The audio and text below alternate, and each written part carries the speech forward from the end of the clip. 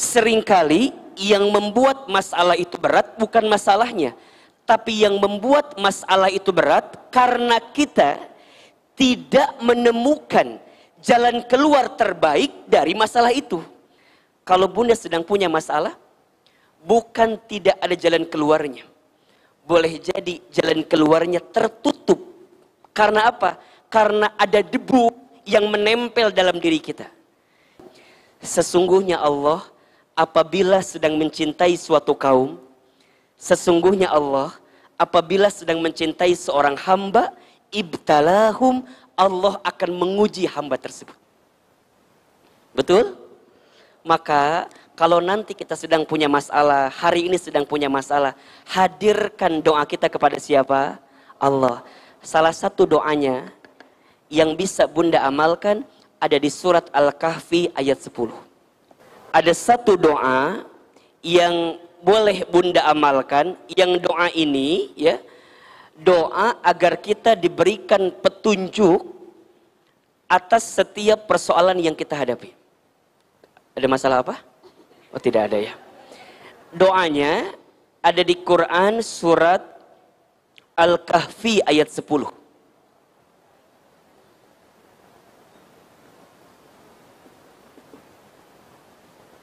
Surat apa? Al-Kahfi ayat berapa? Ayat 10. Coba dibuka suratnya ya. Ahilman yakin sih bunda pasti sudah hafal ayat ini, karena Ahilman lihat ini dari wajahnya surat Al-Kahfi di luar kepala semua ya. Ya, di luar maksudnya ya.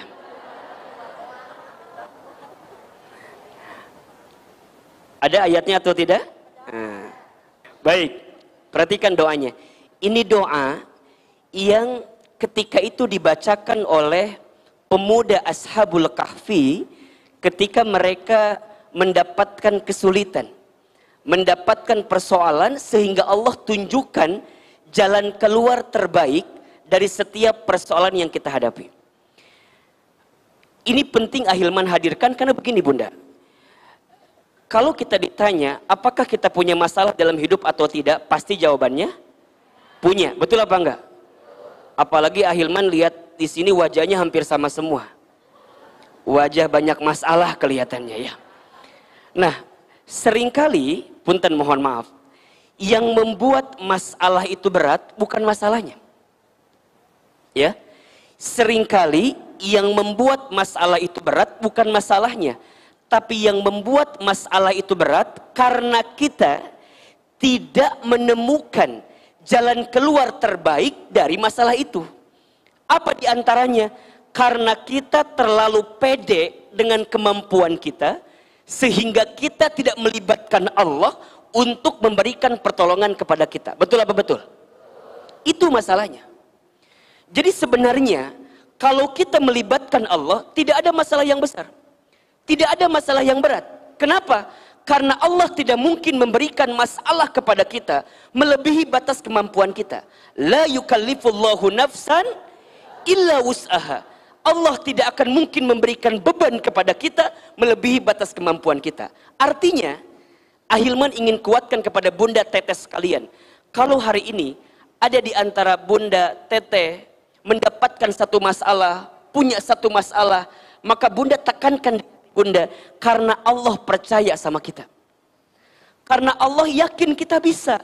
Allah yakin kita mampu. Allah yakin kita kuat. Allah saja nitipin masalah sama kita karena Allah tahu kita mampu. Maka kita sebagai manusia pun ketika mendapatkan persoalan seberat apapun, maka bunda lihatlah dengan pandangan Allah memberikan kemampuan itu kepada kita. Ini kuncinya. Maka kalau kita sedang punya masalah, ya, punten. Kalau kita punya masalah, jangan sibuk mencari pertolongan selain pertolongan Allah Subhanahu wa taala. Karena yang bisa nolong kita adalah, yang bisa bantu kita adalah kita ini. La haula wala quwata illa billah. Kita ini manusia, tidak punya daya upaya, tidak punya kemampuan, tidak punya kekuatan, kecuali semuanya diberikan oleh siapa? Allah Subhanahu wa taala. Maka ingat ya, ingat. Kalau bunda sedang punya masalah, bukan tidak ada jalan keluarnya. Boleh jadi jalan keluarnya tertutup. Karena apa? Karena ada debu yang menempel dalam diri kita. Jadi kalau bahasa gampang begini, kalaupun tidak punya mobil, betul? Mobil itu kaca depannya ada kotoran. Pertanyaan Ahilman, apakah jalannya yang tidak ada atau kaca mobilnya yang tertutup dengan kotoran? Kaca mobilnya yang ketutup sehingga jalannya nggak kelihatan. Banyak di antara kita yang bilang gini, aku mah udah susah bener ini, sudah buntu, ngeselir pokoknya mah. Ada bahasa udah nggak ada jalan keluar lagi, betul apa enggak? Ya, bunda kalau punya masalah di rumah tangga, punya masalah di keluarga, punya masalah dengan apapun dalam hidup, kadang-kadang suka berkata seperti itu. Udah buntu Ahilman, udah nggak ada jalan keluar. Revisi kalimat itu. Bukan tidak ada jalan keluar, jalannya ada. Tapi barangkali mata kita tidak bisa melihat jalan itu. Kenapa? Karena kita tidak meminta pertolongan siapa? Allah Subhanahu wa Ta'ala. Maka ingat ya, sering Ahilman sampaikan, kalau kita sedang dikasih masalah, jangan minta dikecilkan masalah kita, tapi mintalah dikuatkan hati dan tubuh kita. Catat status hari Senin itu. Apa kalimatnya? Jangan minta dikecilkan masalah kita, tapi minta apa? Dikuatkan hati dan tubuh kita. Diberikan ketenangan, diberikan kelembutan, diberikan kekuatan. Dan yang bisa memberikan kekuatan kepada kita adalah Allah. Maka nanti bunda ya, seberat apapun masalah kita ya, tidak ada masalah dengan masalah. Yang jadi masalah adalah sikap kita terhadap masalah itu. Bahkan Ahilman seringkali sampaikan, masalah itu singkatan. Apa itu? Masalah, masa mengenal Allah. Catat status hari Selasa itu. Enggak. Jadi masalah itu apa? Singkatan, masa mengenal. Kalau kita diberikan masalah, dan di saat yang bersamaan, membuat kita bisa makin dekat dengan Allah, maka bunda mendapatkan nikmat yang sesungguhnya. Itu. Jadi kalau bunda punya masalah dengan suami, dengan keberadaan suami yang ngasih ujian bagi kita itu, membuat bunda bisa makin dekat dengan Allah, maka boleh jadi Allah hadirkan suami yang menguji kita, karena Allah sedang siapkan pahala kebaikan untuk kita. Itu poinnya, itu poinnya. Jadi kalau ada sekarang punten mohon maaf, ya, diuji bab ekonominya, diuji bab keluarganya, diuji apapun dalam hidup kita, maka bunda tangkap itu semua sebagai pesan cintanya Allah kepada kita, agar kita bisa mendapatkan kebaikan dari masalah itu. Karena masalah adalah masa mengenal Allah. Kalau dengan masalah, bunda doanya makin panjang, bisa meneteskan air mata, bisa hadir di taklim, bisa sholat malam, bisa sholat duha, bukankah itu nikmat? Betul? Bukankah itu anugerah terbesar dari Allah Subhanahu wa Ta'ala? Boleh jadi Allah ingatkan kita dengan masalah yang datang karena Allah rindu dengan kita. Makanya apa kata Nabi? Man yuridillahu bihi khairan yusiba minhu. Barang siapa yang diinginkan oleh Allah mendapatkan kebaikan, yusiba minhu, maka Allah akan berikan musibah kepadanya. Allah berikan ujian kepadanya. Maka nanti dalam hadis yang lain apa kata Nabi? Inna idhomal jazai ma'a idhomil balai. Sesungguhnya besarnya pahala itu tergantung beratnya ujian. Makin berat ujiannya, makin berat pengorbanannya, maka di situ ada potensi makin besar pahalanya. Jadi kalau hidup kita nih fine-fine aja gitu ya, nggak ada masalah, nggak ada ujian, bunda harus bertanya-tanya. Kok kayaknya hidup aku enak-enak aja ya? Dan di saat yang bersamaan malah kita jauh dari Allah, hati-hati. Namanya istidraj itu. Apa namanya? Istidraj. Jadi kalau kita ditinggikan, seakan-akan semuanya aman-aman saja gitu. Bunda sehat, bunda bahagia, hartanya luar biasa. Tapi di saat yang bersamaan, tidak membuat kita makin dekat dengan Allah, apa namanya? Istidraj. Makanya kadang-kadang kita jangan enjoy kalau nggak diuji. Jangan-jangan ujiannya ada pada bab yang membahagiakan itu. Makanya yang namanya ujian tuh bukan yang sedih-sedih aja. Kadang-kadang yang menyenangkan pun juga ujian. Betul apa enggak? Bunda punya suami soleh, ujian atau bukan? Ujian. Bunda punya suami ganteng, ujian atau bukan? Punya suami kurang ganteng? Ujian ya. Ujian banget itu. Jadi ya. Jadi kadang-kadang ujian tuh nggak harus yang menyedihkan saja, yang menyenangkan pun juga adalah ujian. Jadi sebenarnya yang seringkali membuat seseorang tidak lulus ujian bukan karena soalnya, tapi karena jawabannya. Betul apa enggak? Bunda, teteh sayang ikut ujian, hasilnya nggak lulus. Kira-kira yang salah soal atau jawaban? Jawaban. Nggak mual mungkin soal masalah, benar nggak? Iya kan? Nggak mungkin soal anak SMP dikasih ke anak SMA, nggak mungkin. Nggak mungkin anak soal SMA dikasih ke anak SMP, nggak mungkin. Soalnya sesuai dengan takaran dan tingkatannya. Yang sering kali jadi salah apa? Sikap kita, jawaban kita terhadap soal itu. Betul apa betul? Jadi sekarang jangan menyalahkan soal, jangan menyalahkan masalah. Aku teh kunaonnya menihirup teh kieu-kieu teuing. Kumaon? Heuh kitu we cenah. Kumaha atuh? Bunda punya suami misalnya nguji bunda kadang-kadang bertanya-tanya, Hilman, kenapa ya suami aku teh menikah begini? Apa nggak ketukar sama suami tetangga gitu Hilman? Da suami tetangga meni asa soleh, meni asa bager dan segala macam. Bukan. Jangan begitu kalimatnya. Allah tidak mungkin menitipkan sesuatu kepada kita kecuali Allah menitipkan kebaikan di balik itu semua. Maka apa lanjutan hadis yang tadi? Innallaha idza ahabba qauman ibtalahum. Sesungguhnya Allah apabila sedang mencintai suatu kaum, sesungguhnya Allah apabila sedang mencintai seorang hamba, ibtalahum, Allah akan menguji hamba tersebut. Betul?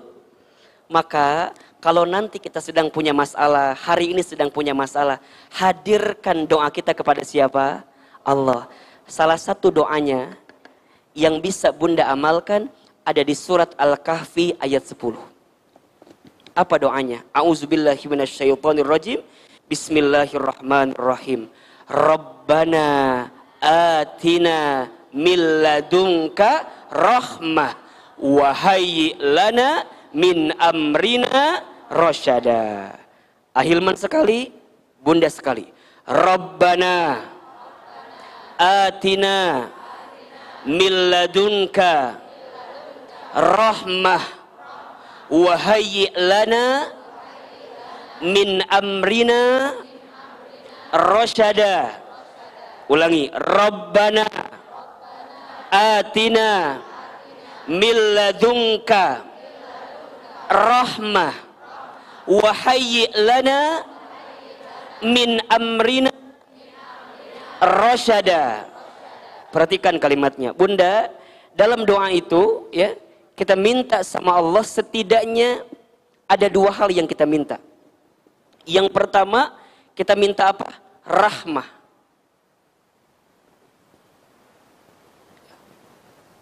Apa itu rahmah? Rahmah itu kasih sayang Allah yang tidak terbatas dan tidak terputus. Itu rahmat.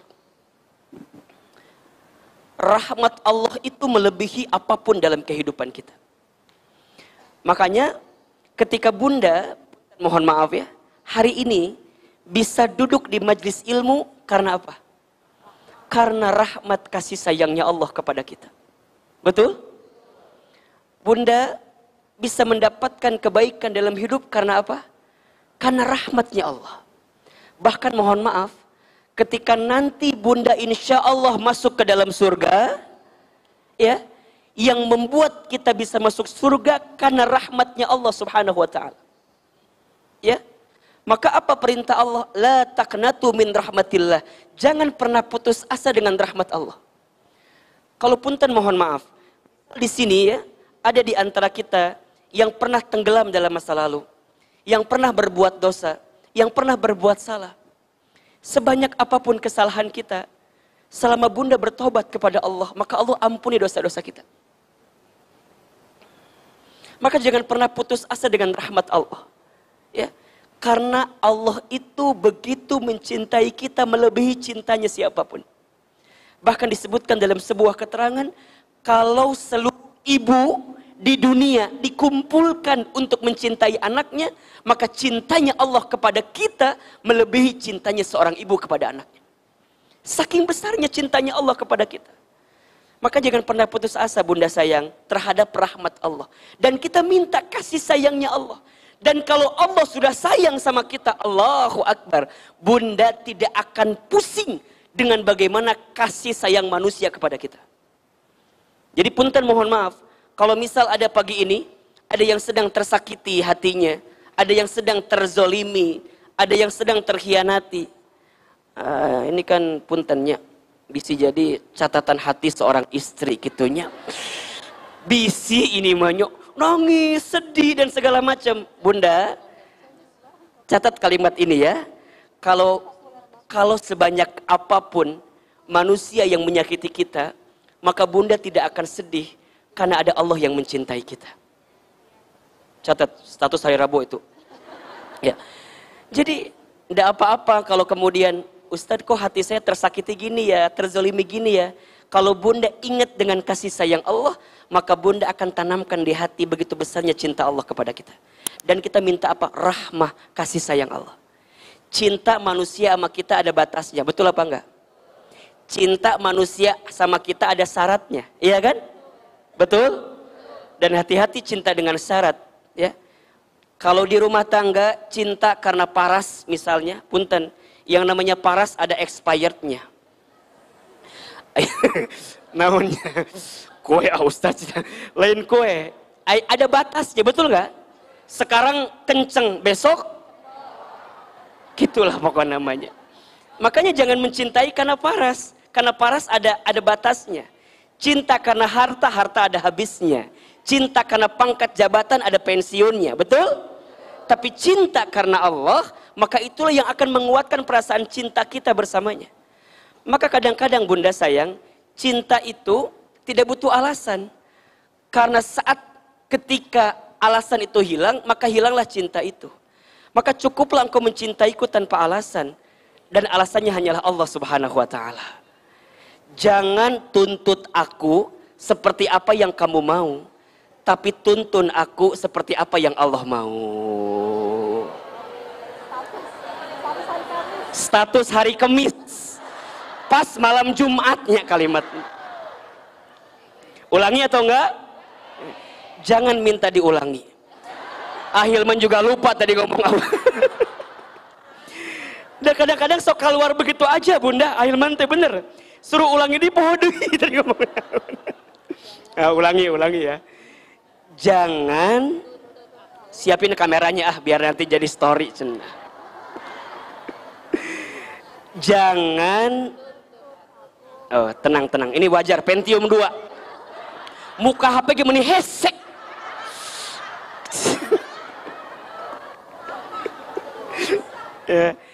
Jangan tuntut aku seperti apa yang kamu mau. Tapi tuntun aku seperti apa yang Allah mau. Ulangi. Jangan tuntut aku seperti apa yang kamu mau, tapi tuntun aku seperti apa yang Allah mau. Maka rumah tangga yang baik itu bunda, bukan rumah tangga yang menuntut tapi menuntun. Bukan saing tapi saling. Dan kita berharap kepada Allah mendapatkan kasih sayangnya Allah. Jadi kalau bunda sudah bisa mendapatkan rahmat dari setiap apa yang kita dapatkan, maka bunda akan lebih tenang menghadapi itu. Jadi nanti bunda akan mikir gini, ya Allah, kalau hidup saya susah, sulit, kalau bunda menangkap ini pesan cintanya Allah, maka bunda akan mendapatkan kebaikan itu. Kenapa? Karena kita percaya, kadang-kadang sesuatu yang manis itu harus dimulai dengan yang pahit dulu, betul apa enggak? Kita tidak akan mungkin tahu rasanya manis kalau kita nggak tahu rasanya pahit. Betul? Jadi tahu manis karena bunda pernah ngerasain yang apa? Yang pahit. Obat itu rasanya apa?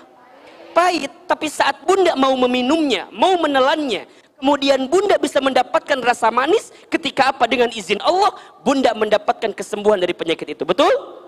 Awalnya telan dulu yang pahit-pahit agar kita bisa tahu yang manis. Mengapa demikian? Karena ada rahmatnya Allah. Jadi kalau bunda gini kalimatnya, ya Allah, kalau dengan ujian di rumah tanggaku ini adalah bagian kasih sayangmu kepada hamba, maka hamba terima ya Allah. Kalau dengan ujian ekonomi misalnya, suami bunda punten mohon maaf dirumahkan, di PHK, diberhentikan. Kalau ini adalah bentuk kasih sayangmu ya Allah kepada hamba, agar hamba kembali ingat kepadamu ya Allah, hamba terima ya Allah. Karena hamba yakin ada cinta, kasih sayang yang kau berikan kepada kami. Ya Allah, kalau dengan kondisi anak-anak yang nguji hamba ini ya Allah, tapi di balik ini ada kasih sayangmu kepada kami ya Allah, hamba terima ya Allah. Karena hamba yakin engkau mencintaiku melebihi daripada cinta siapapun. Kita minta apa? Rahmah, kasih sayang Allah. Dan yang kedua, kita minta namanya rosyada. Wahayyi lana min amrina rosyada. Kita minta kepada Allah rosyada. Apa itu rosyada? Petunjuk. Minta dicerahkan oleh Allah dari setiap persoalan yang kita hadapi. Minta dicerahkan sama Allah. Ya Allah, hamba berat ini semua. Tapi hamba mau nerima ini karena hamba ditunjukkan olehmu ya Allah. Jalan terbaik. Rosyada, petunjuk. Jadi kalau bahasa kita begini, ya Allah, kalau sempit lapangkan. Kalau susah mudahkan.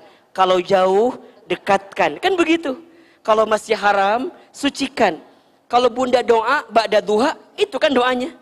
Allahumma in kana rizki fis samai fa'anzilhu wa in kana fil ardi fa'arizhu wa in kana haraman fatahhirhu wa in kana ba'idan faqarribhu wa in kana mu'assiran fayassirhu. Ya Allah, ma ataita fi ibadika sholihin. Ya Allah, berikan hamba rezeki sebagaimana engkau berikan kepada orang-orang yang soleh.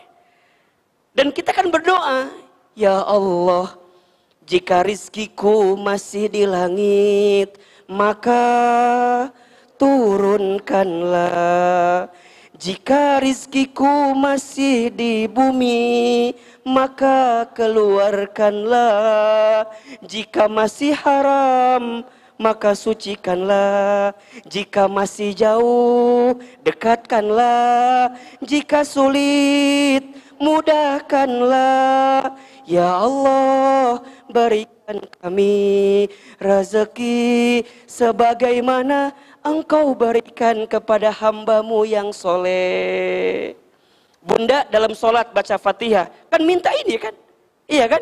Ketika bunda mengucapkan kalimat Iyyaka na'budu wa iyyaka nasta'in. Ya Allah, hanya kepadamulah hamba menyembah dan hanya kepadamulah hamba meminta pertolongan.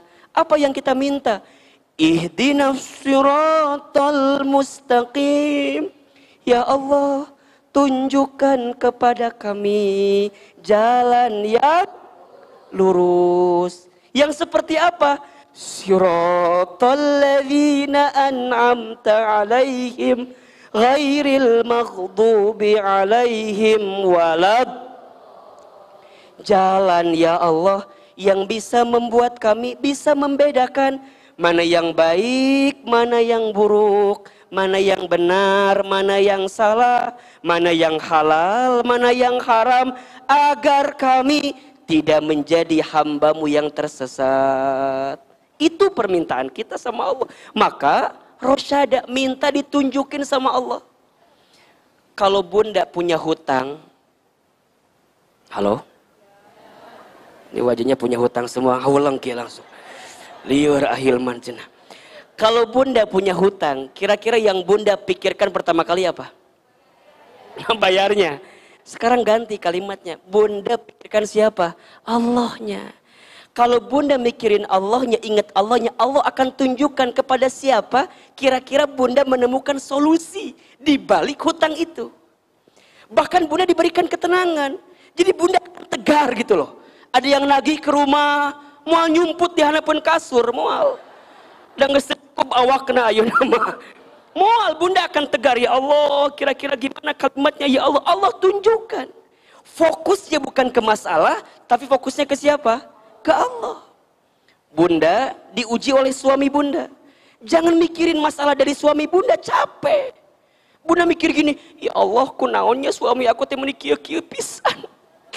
Ya Allah mangga we aku mah Allah. Bade dicanak mangga ya Allah. Tos teu kiat abi mah. Tos teu kuat ya Allah abi mah. Bukan begitu maksudnya. Bunda jangan, Ustaz nah hanya suami aku teh meuni enggak berubah, apakah ada yang kurang dari saya? Meureun atuh. Nah akhirnya kita hafal. Apakah ada yang kurang? Itu paling baik jawabannya. Tapi bunda jangan sesali itu. Kalau bunda mikirnya Allah, kira-kira kalimatnya apa yang keluar? Ya Allah, engkau titipkan suami hamba kepadaku, karena boleh jadi dengan datangnya suami hamba yang seperti itu, engkau tunjukkan pahala kebaikan untukku ya Allah. Jadi mungkin nanti pahala bunda masuk surga itu bukan karena ibadah bunda yang lain, tapi kesabaran bunda mendampingi suami bunda. Makanya kalau bunda punya suami yang nguji kita, lestarikan. Budidayakan. Eta teh kesempatan bunda. Tapi karena tuh udah tekuat, kadang-kadang lamun diuji teh nya matakna ulah fokus ke suami kita. Bunda kadang-kadang suka begini, ayah teh atuh berubah. Coba hargai mama. Cek suami teh sabaraha hargana. Digitukan kan nyeri hati, betul apa enggak? Bunda libatkan Allah, minta sama Allah, ya Allah, hamba mohon lembutkan hati suami hamba ya Allah. Hamba sudah berbuat yang terbaik, tapi hamba yakin engkau yang bisa merubah segalanya ya Allah. Nih, teman-teman milenial yang belum nikah. Ada yang belum nikah di sini? Ada? Yang mana orangnya? Ibu jangan ngacung ya, karena saya tahu mana yang belum sama yang sudah. Misalnya ada nih teman saya ini yang akhwat nih, misalnya dekat dengan seseorang, deket banget, udah 5 tahun, sehingga nyicil motor, deket banget. Tiba-tiba orang yang kita cintai itu meninggalkan kita, sakit atau tidak? Di mana sakitnya? Di dia. Sakit Ahilman, sakit betul loh. Aku teh udah berharap banget sama dia, tapi dia pergi ninggalin kita. Kalau kita fokusnya sama dia yang ninggalin kita, capek apa enggak? Capek. Kita bertanya-tanya, aku kurang apa sih? Aku teh udah perhatian banget sama kamu. Udah segala macam. Capek, dipikir-pikir liar kan? Ingat nasi goreng, ingat kemana-mana barang, ingat beak pulsa jeung kuota. Dan meureun tiap penting teh telepon wae, benernya. Capek nu aya. Geus atuh, ulah mikirkeun kitu, ulah galau. Ulah ieu mah, tahu enggak? Setelah aku putus sama dia teh aku jadi enggak bisa makan apa-apa. Emang kunaon? Iya, karena hampir semua menu makan pernah aku makan bersama dengan dirinya. Jadi ningali nasi inget manehna, ningali ayam inget dia, ningali kobokan daharna dina tempat eta wae, jadinya gitu. Ahilman tahu nggak? Setelah aku pisah sama dia teh jadi nggak tahu jalan pulang lewat mana. Emang kunaon? Karena hampir semua jalan pernah aku tempuh bersama dengan dirinya. Alah,